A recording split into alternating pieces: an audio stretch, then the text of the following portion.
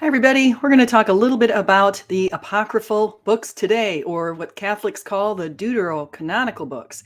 And the big question is, should we have 73 or 66 books in our Bible? And the answer is going to follow, and you can come up with that yourself once you listen to some of the evidence that I have, and you can decide what you think. So Catholics have 73 books in their Bible. Greek Orthodox people also have retained the larger number of books in their Bible. Ethiopian Jews have a lot of books in their Bible that go beyond the basic 66. And the distinction comes with the Old Testament inclusion of these additional 7 books. And so what we're going to do is we're going to get right into it. So before I get out there, I just want to say thank you so much for coming by today. Please remember to like and subscribe if you like this kind of content. I did a lot of digging, a lot of researching, and I've drawn some from Trent Horn. So I'm going to have Trent Horn on my channel on the 14th of this month. So I hope you're looking forward to watching that. So that should be a big adventure. So at the Council of Rome in 382, Pope Damasus I formally and finally declared the 46 Old Testament and 27 New Testament books.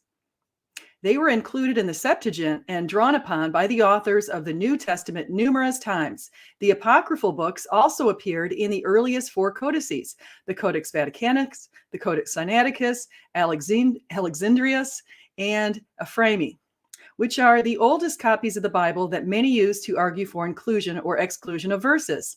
They were also included in Jerome's Latin Vulgate, though he had reservations about them. He did believe that they were good to read, however.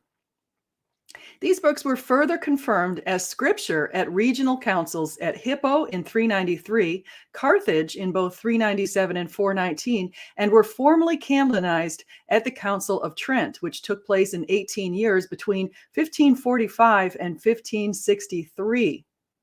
So I'm hoping you're enjoying this. Again, I just want to say like, subscribe, and I make myself a little bit smaller here. So let me just change something out. There we go. I like that a little bit better. So the 46 books of the Old Testament include the 39 that modern Protestants endorse, along with Wisdom, Baruch, Tobit, Judith, Sirach, and the additions to Esther and Daniel, Bel and the Dragon. Interestingly, the book of Esther doesn't contain any references to God in the edition that is included inside of the Protestant Bible, but that's where there's a distinction between the Catholic Bible and the Protestant Bible as well. These books contain a wealth of wisdom, and they offer insights into ancient Jewish cultures and beliefs. Catholics consider them deuterocanonical rather than proto-canonical, as they believe the proto-canonical 39 books are more primary than the other 7 books. Similar to the way we would rank Isaiah higher than one of the minor prophets, they rank the 39 books higher than the 7. So what does Martin Luther say? And I'm actually going to bring in some stuff that I have not talked about yet with the book of Daniel, and how it's very important that we retain Bel and the Dragon. And I think it might be information you've never heard before, so stay tuned, keep on here.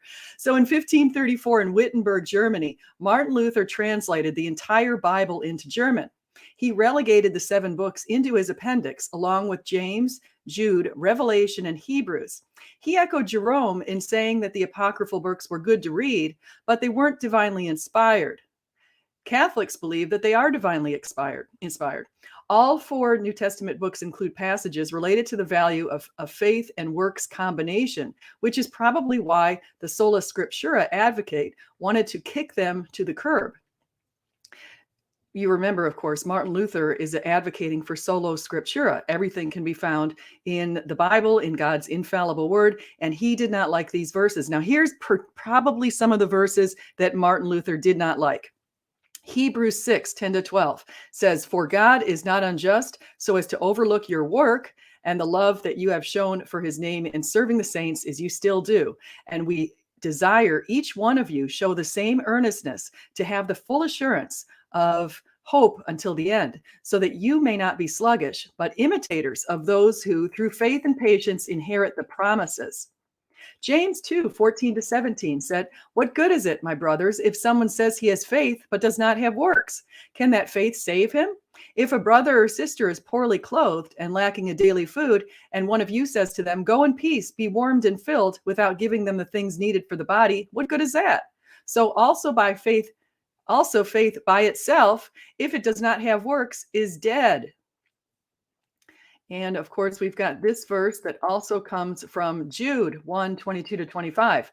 But be doers of the word, and not hearers only, deceiving yourselves. For if anyone is a hearer of the word and not a doer, he is like a man who looks intently at his natural face in a mirror. For he looks at himself and goes away, and at once forgets what he was like. But the one who looks into the perfect law, the law of liberty, the perseveres, being no hearer who forgets, but a doer who acts, he will be blessed in his doing. And then Revelation 20:12 says, "And I saw the dead, great and small, standing before the throne, and books were opened. Then another book was opened, which is a book of life. And the dead were judged by what was written in the books, according to what they had done." Notice these all include this idea of works with faith. Works are sort of an outcome of faith. Once you have faith, you are charged with showing charity and hope and love and all of those kind of good things. So, what are the Jewish views? Because Martin Luther oftentimes aligned himself with what the Jewish people of his time were believing in. Interestingly, at the end of Martin Luther's life, unfortunately, he took a very negative turn towards Jewish people, but he actually wanted to make sure that he aligned with the Masoretic texts of the time. So, let's get into that a little bit. In Romans 3:2, St. Paul stated that, quote, Jews were entrusted with the oracles of God. Some have used this statement to justify using the same 39 books of the Old Testament that modern Jewish people use today. But the phrase oracles of God merely means that God chose the Jews to convey his message and prepare the way for Jesus. Jews of Jesus' time varied tremendously in what they believed to be God's inspired Holy Scriptures. Some advocated the Septuagint, which included the Deuterocanonical books. Some advocated for additional books beyond the Septuagint. Some advocated primarily for the Torah, and some advocated for a hierarchy of valuation before and after Artaxerxes in the 5th century BC. Around the 8th century AD, many agreed upon the 39 books in the Masoretic texts, which Protestants advocate today. But despite Martin Luther's opinion of the 7 Deuterocanonical books, he retained them in his translation. They were retained in other Protestant translations for the next couple of hundred years, including the 1611 King James edition. It wasn't until the 19th century when the English apocryphal books were dropped by the British and Foreign Bible Society, who wanted to make them less costly to produce. Always look for the money. I always say, follow the money trail. From Josephus's writings, we have some indication that the Sadducees may have only advocated for the Torah. Here's what he says. But the doctrine of the Sadducees is this, that souls die with the bodies, nor do they regard the observation of anything besides what the law enjoins them. For they think it an instance of virtue to dispute with those teachers of philosophy whom they frequent. But this doctrine is received but by a few, yet by those still of the greatest dignity. In contrast, the Jewish Essenes preserved most in their Dead Sea Scrolls, providing an indication that they valued them. Modern Ethiopian Jews further include the 7 books in their scriptures, along with some additional books. The view of the ancient Pharisees that Jesus may have been presented by Josephus, who lived between 37 and 100 in his book Against Appian, is as follows. Here's what Josephus said. Oh, for we have not an innumerable multitude of books among us, disagreeing from and contradicting one another, as the Greeks have, but only 22 books which contain the records of all past times, which are justly believed to be divine. And of them 5 belong to Moses, which contain his laws and the traditions of the origin of mankind till his death. This interval of time was little short of 3,000 years. But as to the time from the death of Moses till the reign of Artaxerxes, king of Persia, which is in the 5th century BC, who reigned after Xerxes, the prophets who were after Moses wrote down what was done in their times in 13 books. The remaining 4 books contain hymns to God and precepts for the conduct of human life. It is true, our history hath been written since Artaxerxes very particularly, but hath not been esteemed of the like authority with the former by our forefathers, because there hath not been an exact succession of prophets since that time, and how firmly we have given credit to these books of our own nation is evident by what we do. For doing so, many ages as have already passed, no one has been so bold as either to add to them, to take anything from them, or to make change in them. But it has become natural to all Jews immediately and from their very birth to esteem these books to contain divine doctrines and to persist in them, and if occasion be willingly to die for them. So what he's saying there is that he understands that the books have value that were before Artaxerxes in the 5th century BC, but he's saying the books came after them because there wasn't a succession of prophets, that they might not have been quite as valued. And so he's basically putting them onto a slightly lower level. In his dialogue with Trypho, 71 to 73, Justin Martyr, around 150 AD, wrote that some Jews were deliberately removing or distorting portions of their scriptures that were messianic.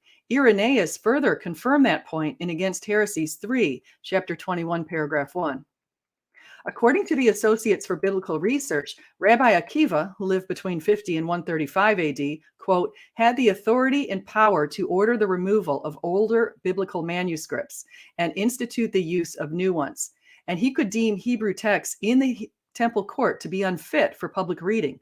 Rabbinic sources indicate that the rabbis also had the authority to dispose of entire biblical books if they deemed them unfit or inferior, and in fact they did so on numerous occasions. Further, they also controlled the copying and dissemination of the Hebrew MSS. That's the Masoretic scriptures. In the Sanhedrin 100b, we have evidence of text removals, as Rav Yosef prohibited the reading of Ben Sirach or Sirach due to its, quote, problematic content. Perhaps this verse was offensive. Here's the wisdom of Sirach 24:21. Quote, those who eat me will hunger for more, and those who drink me will thirst for more. What does that sound like? Maybe it sounds like John 6:56. Whoever feeds on my flesh and drinks my blood abides in me, and I in him. Now, what's the biggest error? One of the things Protestants point to is they say, this is the biggest error, total mistake, real problem. They go to Judith. In numerous debates I've seen between Catholics and Protestants, I've heard Protestants cite Judith's reference to Nebuchadnezzar as an error. In 1:1, here's what Judith says. In the 12th year of the reign of Nebuchadnezzar, who ruled over the Assyrians in the great city of Nineveh.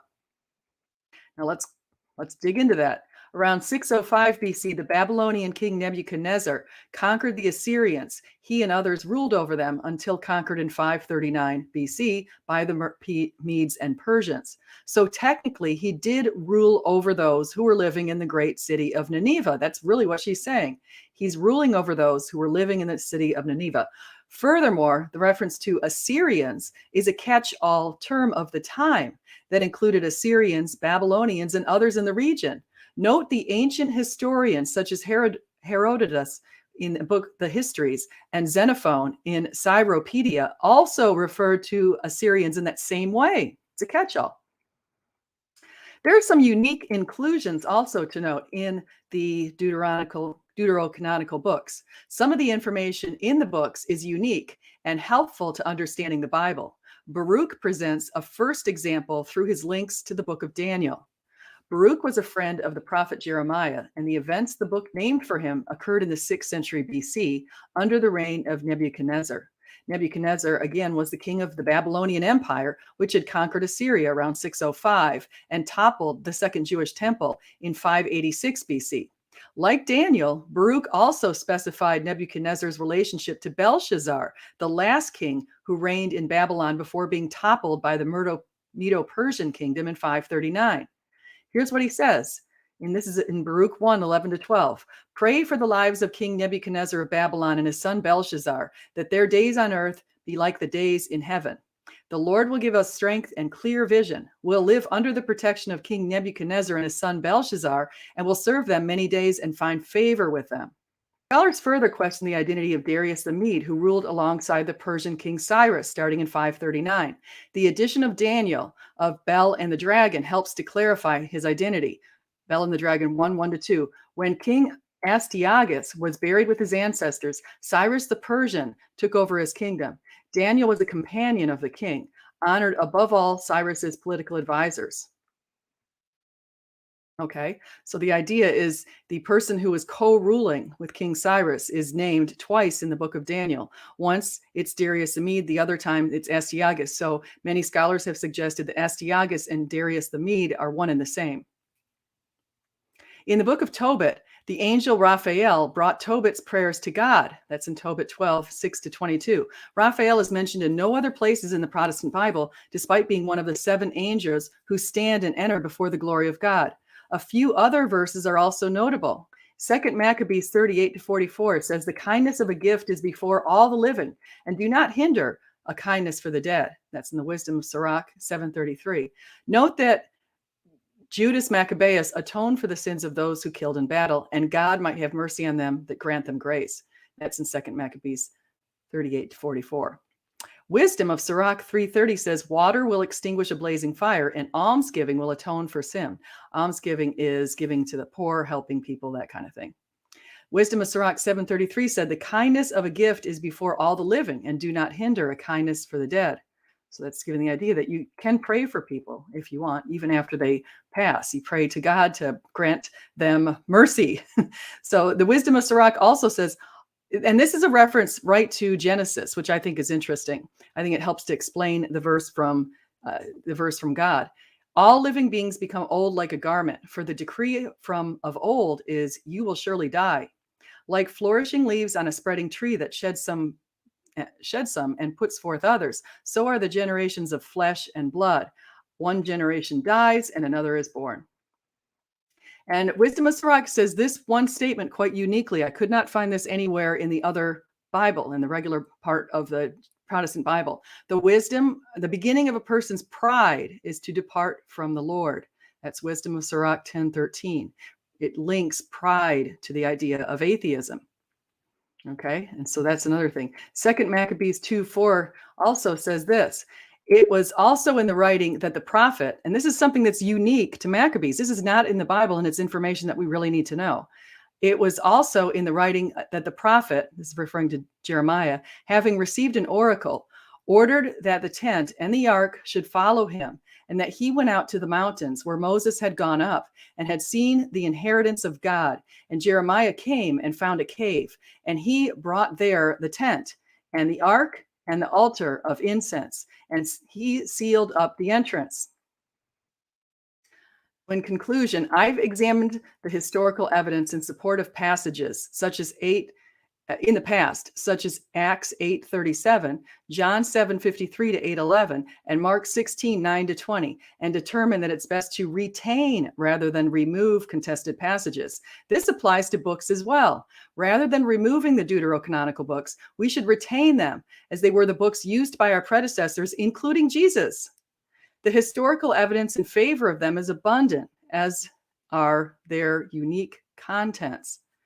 And so I hope you enjoyed this today. I hope you'll like, subscribe, and do come again. And just remember, whether you eat, drink, or whatever you do it all for the glory of God. Thank you.